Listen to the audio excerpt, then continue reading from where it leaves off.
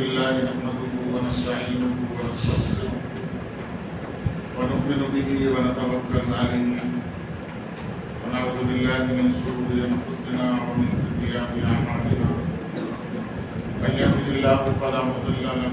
ومن يضلل فلا هادي له ونشهد ان لا اله الا الله وحده لا شريك له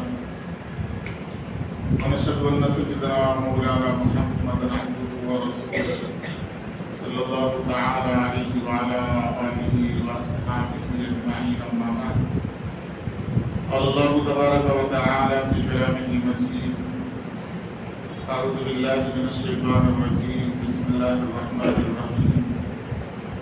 يا ايها الذين امنوا قوا انفسكم واهليكم نارا وقال تعالى في موضع اخر إن عدة الشهور عند الله 12 شهرا في كتاب الله صدق الله العظيم وصدق رسوله النبي الكريم ونحن على ذلك لمن الشاهدين والشاكرين والحمد لله رب العالمين رب اشرح لي صدري ويسر لي أمري واحلل عقدة من لساني يفقهوا قولي آمين برحمتك يا أرحم الراحمين والحمد لله رب العالمين. حضرات سامعین، اللہ جل شانہ کا لاکھ لاکھ شکر و احسان کہ اللہ جل شانہ نے ہمیں ایمان کی دولت سے نوازا اور جناب رسول کریم صلی اللہ علیہ وسلم کی امت کے اندر پیدا فرمایا اور نبی کریم صلی اللہ علیہ وسلم کا لاکھ لاکھ شکر و احسان کہ آپ صلی اللہ علیہ وسلم نے دین کی باتوں کو ہم تک پہنچایا.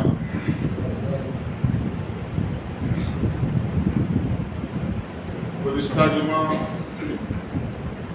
اولاد کی تربیت سے متعلق اولاد کے ساتھ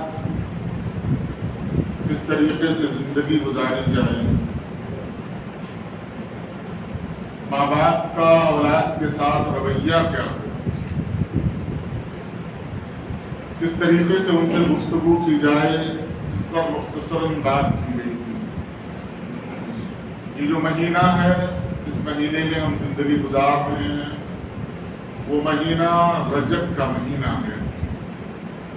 اس کے بعد ایک مہینہ شعبان کا آئے گا، پھر رمضان المبارک کا مہینہ آ جائے گا. اس مہینے کے چاند کے نکلتے وقت، چاند کے دیکھتے وقت آپ صلی اللہ علیہ وسلم دعا کیا کرتے تھے کہ اللہ رجب اور شعبان میں برکت عطا فرما اور ہماری عمر کو اتنی دراز کر کہ ہمیں رمضان المبارک کا مہینہ مل جائے. دراصل یہ تعلیم تھی امت کے لیے کہ رمضان کی تمہید، رمضان کی تیاری رجب کے چاند نکلنے کے وقت ہی سے شروع کر دینی چاہیے، کیونکہ ہمیں پتا ہے کہ جو چیزیں جتنا محبوب ہوتی ہیں، جتنے عظمت والی ہوتی ہیں، جس کا مقام جتنا زیادہ ہوتا ہے، اس کا استقبال، اس کی تیاری، اس کے آنے کے انتظامات بہت زیادہ ہوتے ہیں. اور جس شخص کا آنا یا جس مہینے کا آنا، جس دن کا آنا ہمارے نزدیک اتنی اہمیت کا حامل نہیں ہوتا، ہم عام طور پر ایسے ہی گزار دیتے ہیں، اس کی کوئی تیاری نہیں کرتے. جیسے رمضان عید جمعہ کا دن ہے، آپ صلی اللہ علیہ وسلم نے فرمایا اس کی تیاری کرو.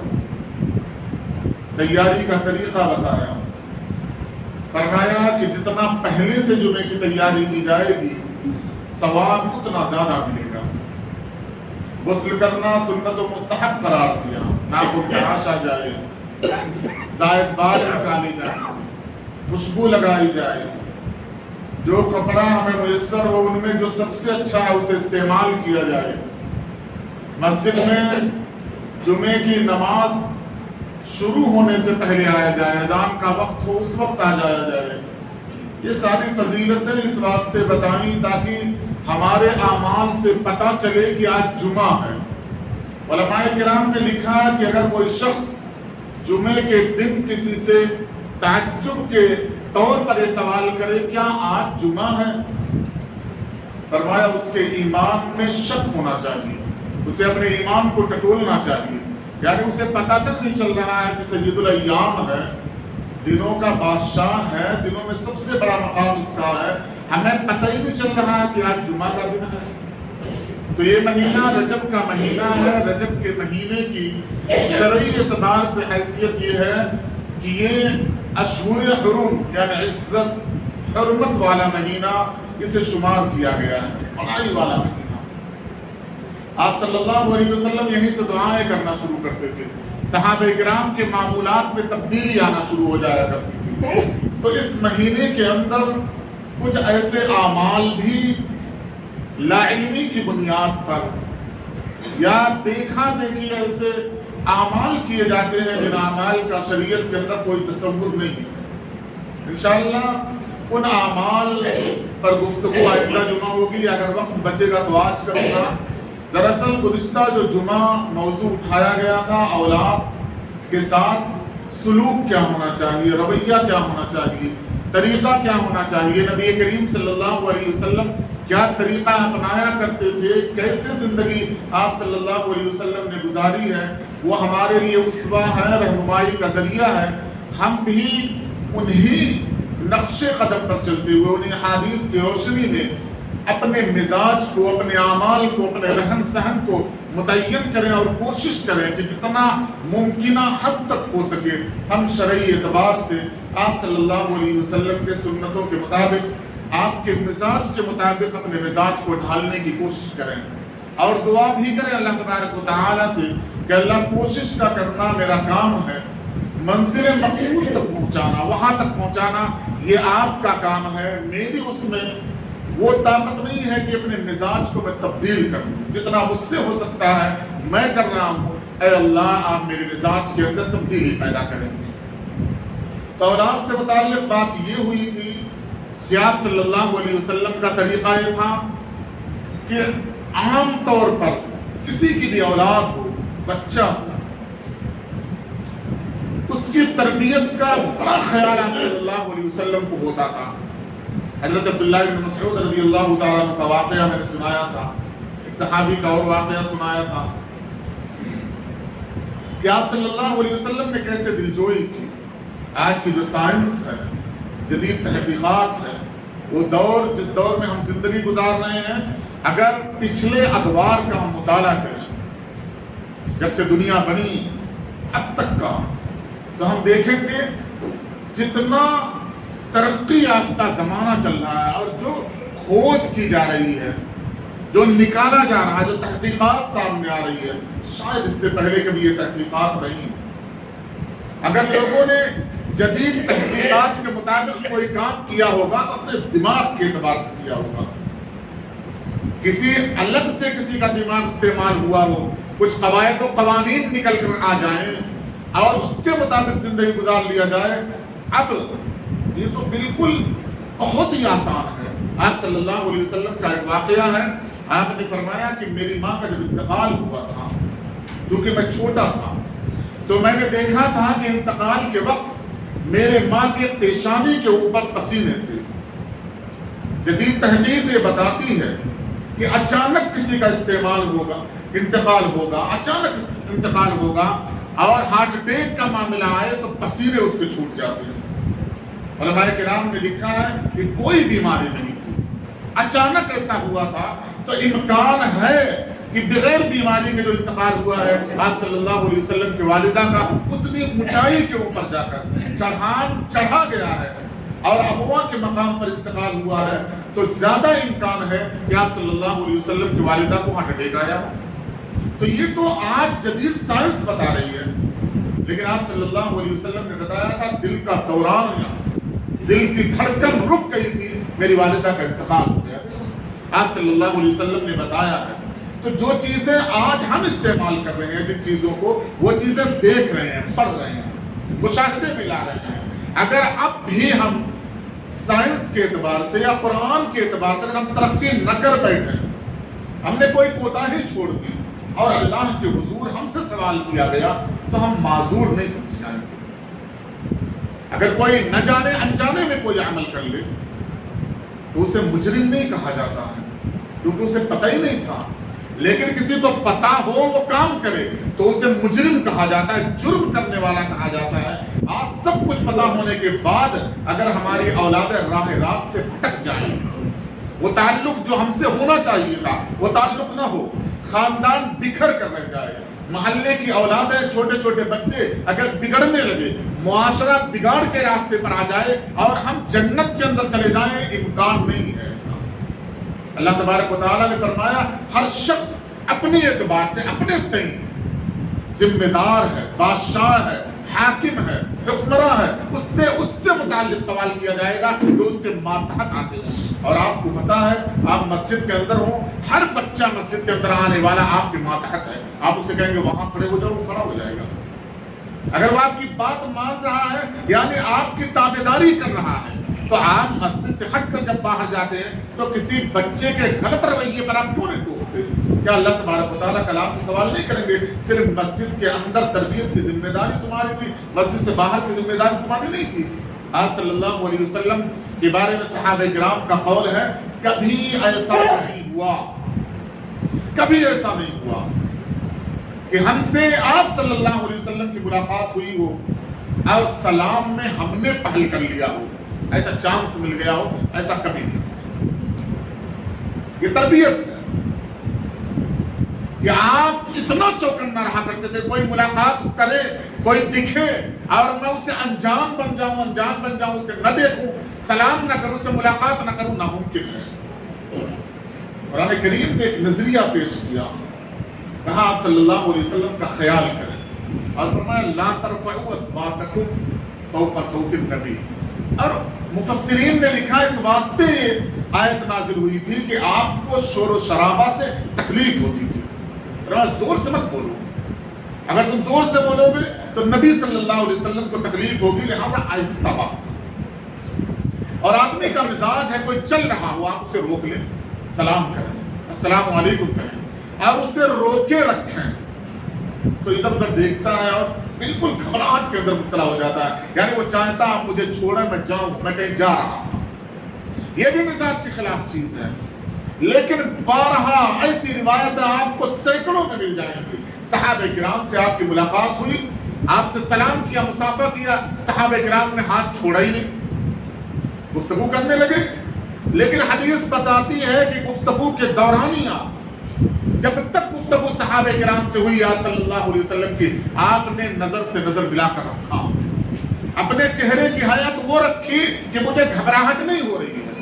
مجھے کوئی کام نہیں ہے، تم جو بات کرنا چاہو، جب تک بات کرنا چاہو میں تیار ہوں۔ یہ تربیت کا انداز ہے، یہاں تربیت دینی ہے کہ اگر کوئی تم سے خدا نخواستہ ایسا معاملہ کر لے کہ تمہارے کام میں رکاوٹ بن کر گفتگو کرنے لگے تو تمہارے چہرے کا آؤ بھاؤ بدلنا نہیں چاہیے، رویے کے اندر تبدیلی نہیں آنی چاہیے، چہرے کا اتار چڑھاؤ یہ نہ بتانے لگے سامنے والے کو میں نے غلط کیا، اسے بعد میں خود تنبیہ ہو جائے گی۔ یہ تربیت کا طریقہ نبی کریم صلی اللہ علیہ وسلم نے اپنایا ہے غیروں کے ساتھ۔ کوئی رشتہ نہیں ہے، بیٹا نہیں، بیٹی نہیں، بھائی نہیں، باپ نہیں، چچا نہیں، اخوت کا رشتہ ہے، نبی اور امتی کا رشتہ ہے، جو کہ تربیت چل رہی ہے، بتایا گیا ہر شخص ذمہ دار ہے۔ تو یہ تربیت ہمیں ملی ہے کہ ہم بھی ایسے تربیت کریں، اور ہمیں حکم دیا کہ تم نبی نہیں ہو، لہذا تم اپنی اولاد کے تئیں، اپنے آپ کے تئیں، اپنے خاندان کے تئیں تم ذمہ دار ہو کہ اپنے آپ کو سدھارو، اپنے ماتحتین کو سدھارو، ان سے گفتگو کا انداز کیا ہونا چاہیے۔ آپ صلی اللہ علیہ وسلم کے بارے میں صحابہ کرام نے فرمایا جب آپ کو غصہ آتا تھا تو چہرہ سرخ ہو جایا کرتا تھا، یہ غصے کی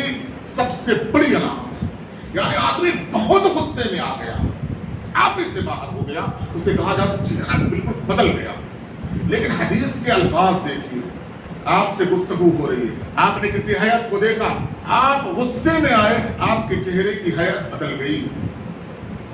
یہ بالکل آسان الفاظ میں بتا دیا گیا کہ چہرے کی حیات بدل گئی، لیکن آپ کسی سے کلام کریں، کسی کے ساتھ بیٹھیں اور وہ جب غصے میں آئے گا تو اس کا چہرہ دھیرے دھیرے دھیرے بدلے گا، وہ آنکھ نکال لے گا پہلے۔ چہرے کی رنگت کا بدلنا مطلب غصے کے اعلیٰ درجے پر وہ پہنچ گیا ہے۔ لیکن آپ صلی اللہ علیہ وسلم جب غصے کے اعلیٰ درجے میں ہوتے تھے تو یوں نگاہیں اٹھاتے تھے، یہ بات یا یہ کام یا یہ چیز مجھ سے پسند نہیں ہے، پھر زبان کا استعمال نہیں ہوتا تھا۔ شریعت نے ہمیں بتایا غصے کی کیفیات کی بنیاد پر سامنے والے کو جب خود سمجھ میں آ گیا آپ غصے میں ہیں، کیوں غصے میں ہیں، تو آپ زبان کا کوئی استعمال کر رہے ہیں، شریعت اس بات کی اجازت نہیں دیتی۔ آپ نے فرمایا جب بچہ غلطی کرے تو اسے گھورے، وہ گھورنے کا انداز ہو جو کل تک یا اب تک آپ نے وہ انداز نہیں اپنایا تھا۔ بچے کو پتا چلنا چاہیے کہ اب تک میرا باپ مجھے دیکھ رہا تھا، یا اب تک میری ماں مجھے دیکھ رہی تھی، اب تک میرا چچا مجھے دیکھ رہا تھا، وہ دیکھنے کے جو انداز کے اب تک تبدیلی آ گئی ہے، یعنی میں نے کوئی غلط کام کر دیا ہے۔ اگر اسے لگ جائے وہ کوئی چیز لے کر جا رہا تھا، آپ نے اپنے چہرے کے بناوٹ کے اندر تبدیلی کی، آپ گھورے، اس نے اس چیز کو چھپا لیا، یعنی آپ کا گھورنا کام آ گیا، بس ہو گیا، اس کی تربیت ہو گئی، اس نے اپنے آپ کو روک لیا، چونکہ آگے اسے پتا کہ میرا باپ اس سے بڑا ظالم ہے، وہ مجھے مارے گا، لہذا وہ چھپا رہے گا۔ اور باپ کیا کرے گا؟ اپنی عادت سے باز نہیں آئے گا، کیونکہ شریعت کا وہ علم جو آپ صلی اللہ علیہ وسلم نے دیا تھا وہ پہنچا نہیں، وہ حاصل اس نے کیا نہیں، انجانے میں وہ کام کر رہا ہے جو کام شریعت کے مزاج کے بالکل خلاف ہے۔ آپ صلی اللہ علیہ وسلم نے فرمایا ایک شخص صحابی کو دیکھا، انہوں نے سلام کیا، آپ نے سلام کا جواب دیا، اپنے چہرے کو پھیر لیا، یہ سنت کے خلاف ہے، آپ کی عادت ایسی نہیں۔ وہ پھر آپ صلی اللہ علیہ وسلم کے قریب گئے، پھر انہوں نے سلام کیا تو اس نے طرف آپ نے پھر جواب دیا، اور جواب دینے کے بعد چہرہ پھر پھیر لیا۔ انہیں خود تنبہ ہوا، خود انہوں نے سوچا کہ ایسا آپ کا مزاج نہیں ہے، اب مجھے کیا کرنا چاہیے؟ انہوں نے اپنے اوپر دیکھا کہ اب میں نے جو لباس پہنا ہے یہ لباس میں نے کل تک نہیں پہنا، اب تک میں نے نہیں پہنا، یعنی یہ لباس ایسا ہے جو آپ کے مزاج کے خلاف ہے، یہ لباس آپ کو پسند نہیں ہے، لہٰذا آپ صلی اللہ علیہ وسلم سے تیسری بار سلام کرنے کے بجائے خود گھر گئے اور جا کر وہ کرتا اتارا، تنور جل رہا تھا اس کے اندر ڈالا اور پرانا کپڑا پہن کر آپ صلی اللہ علیہ وسلم کے قریب آئے اور آ کر سلام کیا۔ آپ نے سلام کا جواب دیا، اب چہرہ نہیں بدل رہا ہے، رخ نہیں بدل رہا ہے، آپ صلی اللہ علیہ وسلم نے کچھ کہا نہیں، اب بھی کچھ نہیں کہا۔ اب سوال کیا کہ جو کرتا تم پہن کر آئے تھے وہ کرتا کیا ہوا؟ فرمایا اسے تنور میں ڈال دیا۔ آپ نے فرمایا وہ لباس ریشم کا تھا، تمہارے لیے حرام تھا، تمہارے بیوی کے لیے جائز تھا۔ صحابی نے فرمایا جس لباس کی بنیاد پر میرے نبی کی نگاہ مجھ سے پھر جائے وہ لباس رہے دنیا کے اندر، اس بات کو میں نے گوارا نہیں کیا۔ یہ تربیت ہے۔ پھر وہ خوشی صحابہ کو ہوئی ہے کہ قسم کھا لیا کہ مرتے دم تک کبھی ریشمی لباس میں لے کر نہیں آؤں گا، کیونکہ آپ صلی اللہ علیہ وسلم کو ناپسند ہے۔ باپ نے بیٹے کو دیکھا، اس نے اس چیز کو چھپا لیا، ابھی کچھ کہنے کی ضرورت نہیں ہے کیونکہ آپ نے کبھی کچھ کہا نہیں اس موقع پر، آپ اسے چھوڑ دیتے، حالات سازگار ہو جاتے، ماحول بدل جاتا، خوشی کا آ جاتا، آپ اپنے بیٹے سے پھر سوال کرتے، بیٹا وہ چیز جو تم نے اٹھائی تھی کیوں اٹھائی تھی؟ اب وہ بالکل آسانی کے ساتھ، خوشی کے ساتھ پورے واقعے کو آپ کے سامنے بیان کرتا۔ اب آپ کے پاس تربیت کا موقع تھا کہ آپ کی بات وہ آپ کی اولاد سنتی، لیکن آپ نے موقع گنوا دیا، آپ نے اسے گالی دے دی، آپ نے اسے مار دیا، آپ نے اسے ڈرا دیا، اتنا ڈانٹا، ذلیل کر دیا کہ جو موقع آپ کو آگے ملنے والا تھا آپ نے اس موقع پہ اوپر روک لگا دیا۔ تیسری بات، اولاد کے ساتھ باپ کا اور ماں کا جو تعلق ہوتا ہے وہ معلم کا تعلق نہیں ہوتا، مربی کا تعلق ہوتا ہے۔ اور مربی کہا جاتا ہے وہ ڈاکٹر جسے پتا ہے یہاں پر پھوڑا نکلا ہے اور پک گیا ہے، اب ڈاکٹر اسے بتائے گا کہ ایک کاٹنے پر کچھ تکلیف نہیں ہوگی، اور ایسے بتائے گا کہ اس مریض کو لگے گا کہ یہی کام بہت آسان ہے، بہت آسان ہے، کیونکہ وہ اس کا مزاج بنانا چاہتا ہے۔ تو جب ہم مربی ہیں، تربیت کرنے والے ہیں، تو اس کی غلطی پر یہ بتائیں کہ یہ غلط نہیں ہے، اسے پہلے اپنے قریب کرنے کی کوشش کریں، پھر آپ صلی اللہ علیہ وسلم کا طریقہ بتائیں، اللہ تبارک و تعالیٰ کی آیتیں بتائیں اور اس سے بچنے کا طریقہ بتائیں، بالکل ایسا بتائیں کہ جیسے اس سے لگے یہ کام کرنا جرم عظیم ہے، لیکن اس پر کوئی ریئیکشن ایسا نہ ہو کہ آپ جلاد لگنے لگے۔ اولاد کے ساتھ جو ہمارا تعلق ہوتا ہے اس میں اولاد کے ساتھ رویہ بالکل غلط ہمارا ہوتا ہے۔ ہم یہ سوچتے ہیں میں کما کر لا رہا ہوں، میں کما کر لا رہا ہوں، چونکہ میں باپ ہوں، حاکم ہوں،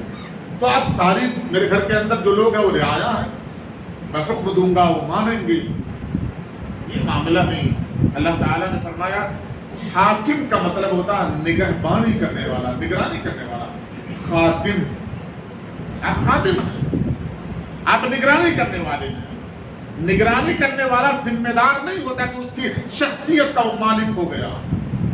آپ خادم ہیں، خدمت کریں، آپ اسے بتائیں اور طریقہ بالکل بدلیں۔ آپ یہ دیکھیں کہ آپ کی اولاد ہے، میں نے گزشتہ جو بتایا تھا 7 سال کے بعد بستر بدلنا، اگر استطاعت ہے تو روم تبدیل کر دینا ہے۔ اگر آپ نے بستر بدلا یا روم تبدیل کر دیا، اب آپ کا آپ کے اولاد کے ساتھ جو معاملہ ہوگا وہ غیر کے جیسا معاملہ ہوگا۔ اس کے روم میں جانے سے پہلے آپ اجازت لیں گے، آپ سوال کریں گے کہ آپ کا روم ہے، میں آ سکتا ہوں نہیں آ سکتا ہوں، آپ اجازت لیں گے، تاکہ اگر وہ ایسی حالت کے اندر ہے کہ آپ کو اجازت نہیں دینا چاہتا تو آپ بچ جائیے۔ یہ تربیت کا معاملہ ہے۔ آپ اس سے سوال کریں کہ میں آ سکتا ہوں، وہ کہے ابو تھوڑی دیر کے بعد آنا، تو آپ تھوڑی دیر رکیے، وہاں جائیے، اس سے گفتگو کیجیے، پھر سوال کیجیے کہ تھوڑی دیر روکنے کی وجہ کیا تھی۔ اگر معقول وجہ ہے تو آپ شاباشی دیں، غیر معقول وجہ ہے تو آپ اس کی تربیت کریں اور اس گھر کا اسے ذمہ دار تصور کریں، اس روم کا اسے ذمہ دار تصور کریں، اس روم کے بارے میں اس سے سوال کریں کہ یہ روم تمہارا ہے، اس کی چادر تمہاری ہے، اس کا بیڈ تمہارا ہے، اس کی گھڑی تمہاری ہے، اس کا فین تمہارا ہے، اس کا واش روم تمہارا ہے، یہ تمام چیزوں کے تم ذمہ دار ہو۔ یہاں پر کتابیں پڑھی ہوئی ہیں، لکھنے کا انداز پڑا ہوا ہے، یہ پین ہے، یہ پنسل ہے، اس کے تم مالک ہو۔ کل قیامت کے دن اللہ تبارک و تعالیٰ تم سے ان چیزوں کے بارے میں سوال کریں گے، مجھ سے تمہارے بارے میں سوال کریں گے، یعنی جواب دہی کا احساس پیدا کریں۔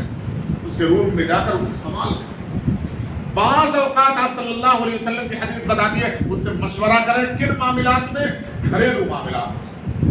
ایسے معاملات میں مشورہ کریں جس پر آپ فیصلہ کرنا چاہتے ہو۔ کیوں؟ کل کو اسے آپ کو اتنا قابل بنانا ہے کہ جب وہ فیملی والا ہو جائے تو آپ کی صلاحیت اس کے اندر موجود ہو۔ ہوتا یہ ہے کہ باپ اپنے تجربات سے ناواقف کروا دیتا ہے اپنی اولاد کو، پھر وہ اولاد بڑی ہوتی ہے، شادی شدہ زندگی گزارتی ہے، اس کی اولادیں ہوتی ہیں، وہ تجربہ خود حاصل کرتا ہے، اپنے باپ سے اسے کوئی تجربہ نہیں ملتا۔ شریعت ہمیں بتاتی ہے ہم اپنی اولاد کو جب اس کے اندر تمیز کی صلاحیت پیدا ہو جائے اس سے مشورہ کریں، گھر کے معاملات میں مشورہ کریں، اس کے بہن کے معاملے میں مشورہ کریں، ماں کے معاملے میں مشورہ کریں، دادا دادی کے معاملے میں مشورہ کریں، اس کی آگے فیوچر پلاننگ کے بارے میں اسی سے مشورہ کریں، اور اگر وہ مشورہ دے جو اپنے مزاج کے مطابق ہو تو آپ یہ بتائیں کہ تم اپنے مشورے میں ابھی صحیح طریقے پر نہیں پہنچ پائے ہو،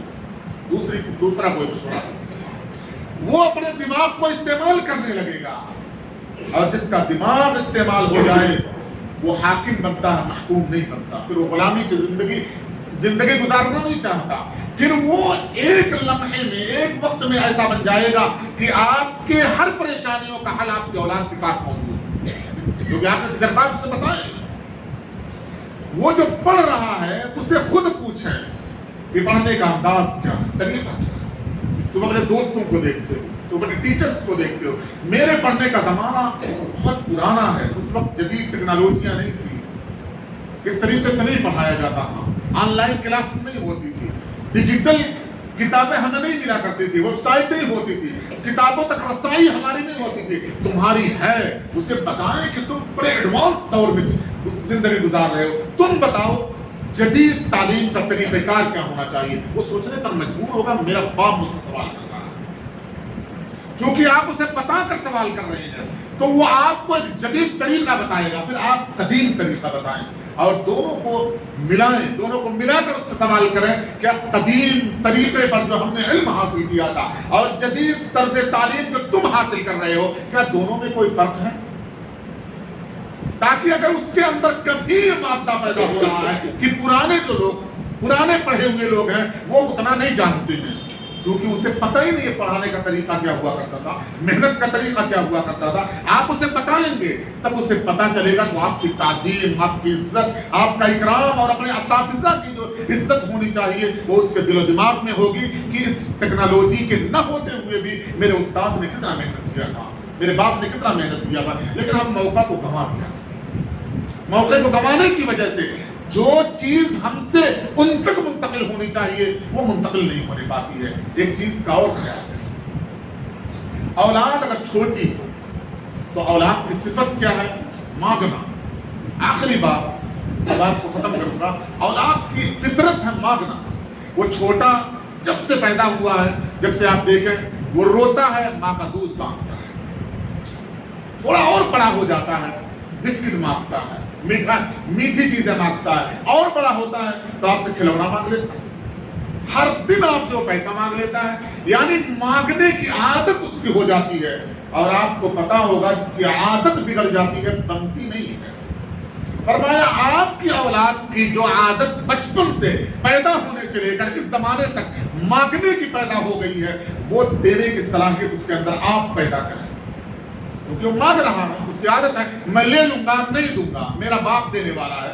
میری ماں دینے والی ہے، تو آپ یہ عادت اس کی تبدیل کرتے رہیں کہ مانگنا تمہاری فطرت، تمہارا طریقہ نہیں ہے، دینا تمہارا طریقہ ہے، تو اسے دیں اور کہیں اپنے بہن کو دو، اسے دیں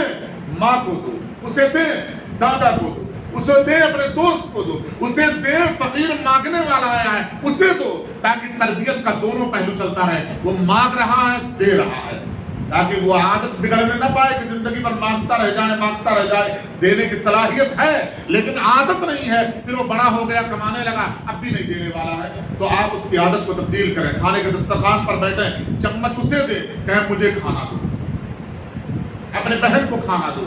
ماں کو کھانا دو، اخیر میں لو، پھر اس کا ریئیکشن دیکھیں، چہرے کا ہاؤ بھاؤ دیکھیں کہ ایسا تو نہیں